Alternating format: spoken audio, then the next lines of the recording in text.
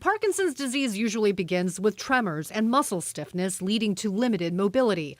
Those battling the disease may ask, what caused this and could this have been prevented?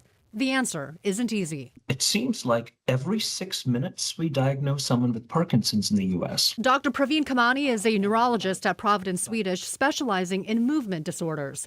He says older age is the biggest known risk factor for developing Parkinson's, with cases rising sharply after age 65.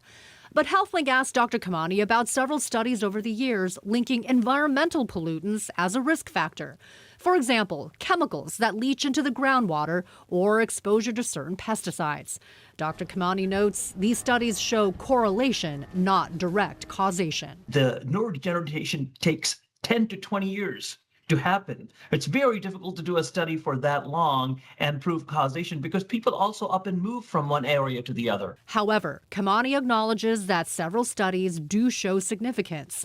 A 2018 study out of Eastern Washington found that exposure to certain weed killers, such as glyphosate and paraquat, are associated with a higher risk of premature death from Parkinson's disease. So now we are generating a list of these contaminants that seem to be linked to Parkinson's. And how do we prove that? Well, you can't prove that in humans, but in labs, in laboratory studies, in animal models, when they're exposed to these chemicals, they quickly see neurodegeneration, which can be observed under a microscope. Dr. Kamani adds, however, that patients could look beyond potential risk factors. Lifestyle can be a powerful preventative tool. So now we know that exercise, good sleep, good diet, social engagement and cognitive engagement, and maintaining a good mood are critical in lowering the risk, but also potentially in improving symptoms of Parkinson's. For HealthLink, I'm Christine Pei reporting.